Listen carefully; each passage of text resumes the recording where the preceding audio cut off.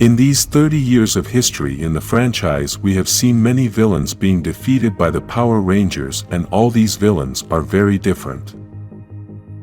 Some are villains with a good sense of humor, some are just plain evil, and there are others that are very analytical. Each villain has their own story, and many of them have been well loved by fans of the franchise. Despite this, the villains we have been able to see in the comics have been awesome, basically on the same level as the villains in the TV series. Some have even been better villains than any of the villains in the TV series, and this is what brings us to our video today. Maybe everyone will agree that the best villain in the comics has been Lord Drakkon, but this leaves us with a question mark. Is Lord Drakkon the best villain in the entire franchise? This includes the comics, the series, and the movies. Remember that in the movies we also have a great villain named Ivan Ooze, who almost destroyed the Power Rangers and controlled Rita and Lord Zed as if they were old dolls. This character was made of a liquid material that could transform into anything, but also had a great power like electricity. Another impressive thing about this villain was that he could create other warriors, and in addition he could also use his machines to have a giant size. The negative thing about this villain is that he had no great motives, as the only thing he always mentioned was the destruction of Zordon. This seemed to be his sole purpose, and to accomplish this he had to destroy the Rangers as well. He almost achieved this goal as he destroyed the command center and destroyed the Zordon tube. This movie is not part of canon, so there are some things in the story that change, and the destruction of the Zordon tube is one of these things. In the TV series we could see that when Andros destroys the Zordon tube, it causes a powerful energy to travel throughout the universe and destroys many villains. In the movie, when Ivan Ooze destroys the Zordon tube, we can only see that Zordon is aging rapidly, and this could be the end of him. Even though this villain was very powerful, the Rangers managed to find a way to defeat him, and he became one of the most powerful villains we have seen so far. Another villain that many fans have said is one of the most powerful is Ransik from Power Rangers Time Force. This villain is a mutant who comes from the year 3000 but travels back in time and fights against the Power Rangers. Because of his appearance, he was rejected, and this gives him motivation to do evil. His appearance in human form makes him feel a bit more real, as he does not look like a fantasy monster but looks like someone who can exist in our reality. This villain has been one of the few enemies that the Rangers could not defeat. They even managed to catch him, only because he surrendered and gave himself up. This makes us think that Ransik is one of the most powerful villains, since he was never really defeated, and we do not know what would have happened if he had not surrendered. This is why we are never going to know the magnitude of his power, since all villains present all their tricks when they are desperate and know they are going to be defeated by the Power Rangers.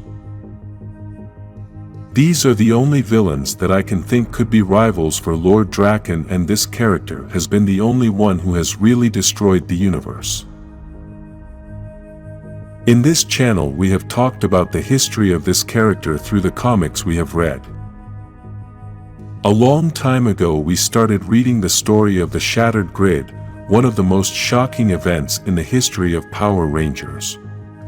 Lord Drakkon got to the root of absolute power and was able to break the multiverse. Soon, we will begin to read the story of this character from the beginning, since the comics we read on the channel only talk about the history of Shattered Grid. The history of this character is wider, since these events are the end of a part of his history, and it has been almost impossible to finish with this character. This has been the interesting thing about Lord Drakkon. No matter how many times they finish with him, he always appears in some way and always has a new plan.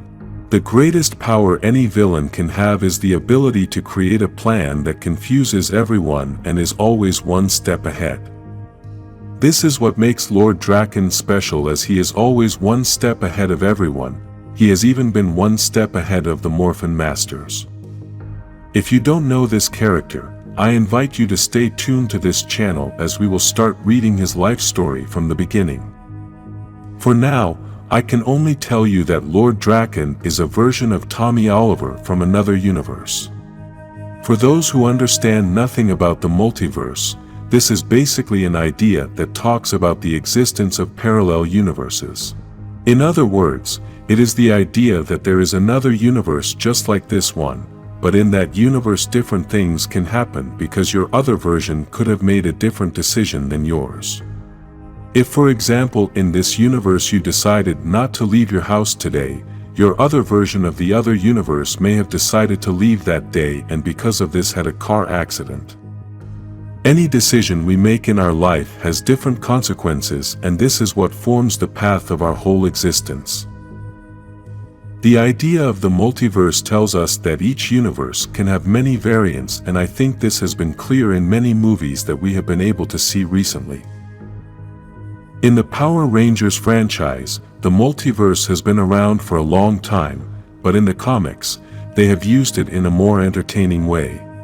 This multiverse in the comics has given us great and epic moments that have managed to capture our attention, and this is what we have been asking them to do in the TV series. With the passing of Jason, the actor playing Tommy Oliver, it is very difficult for us to have Lord Drakkon on TV, and this is why we recently made a video talking about the possibility of changing the actor for the character of Tommy Oliver. If they make this change, maybe they could use the excuse of the multiverse for us to have a different Tommy Oliver, and so maybe we could see Lord Drakkon in a new series. We recently talked about the new changes coming to Power Rangers, and this includes creating a universe with connected series and movies.